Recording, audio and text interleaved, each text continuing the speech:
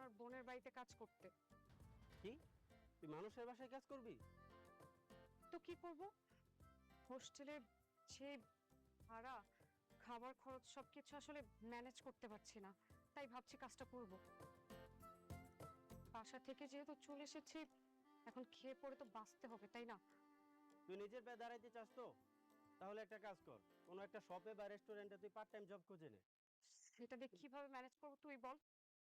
খাওয়া, থাকা, নিজের পড়াশোনার খরচ ম্যানেজ করতে পারবো না। তাই ভাবছি আমি এই কাজটা করব। আমার থাকারও জায়গা হয়ে যাবে, মাস শেষে বেতনও পাবো। আমি নিজের পড়াশোনাটা চালিয়ে যেতে পারবো। কিন্তু অন্যের বাড়িতে কাজ করলে তো সবাই তোকে কাজের মেয়েই বলবে। নিজের বাড়িতে কোন পরিচয় ছিলাম? কাজের মেয়ের পরিচয় ছিলাম। ছোট থেকে তো বড় হয়েছি কাজের মেয়ের পরিচয় আর কাজ করতে করতেই। এখন না হয় মানুষের বাসায় কাজ করলাম, কমসে কম একটু ভালো তো থাকতে পারবো। আচ্ছা যাই হোক, এসব বাদ দে। আমি তোকে গাড়ি করে দিচ্ছি, তুই বাড়িতে চলে যা। আর হ্যাঁ, খবরদার এসব কথা যেন কেউ না জানে। চল আয়, গাড়ি করে দিচ্ছি।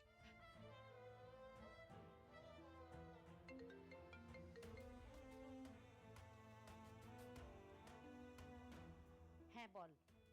আপা, তুমি যে মেয়ের খোঁজ নিতে বলছিলা তার তো সন্ধান পাওয়া গেছে।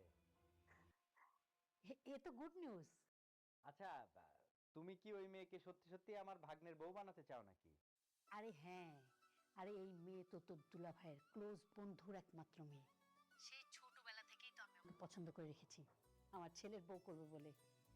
খুব ভালো সিদ্ধান্ত, মেয়েটা দেখতে আসলে খুব সুন্দর, আমাদের অনন্যর সাথে দারুণ মানাবে। আচ্ছা, মেয়েটা কি জানে আমাদের পরিকল্পনার কথা? আহা, তা জানবে কি করে? আমি তো ওইসব কিছু বলিনি, ওকে বুঝতে দেইনি কিছু। ভালো করেছিস। আর শোন, দোয়া কর তুই আমেরিকায় ফিরে যাওয়ার আগের জন্য শুভ কাজটা সম্পন্ন করতে পারি।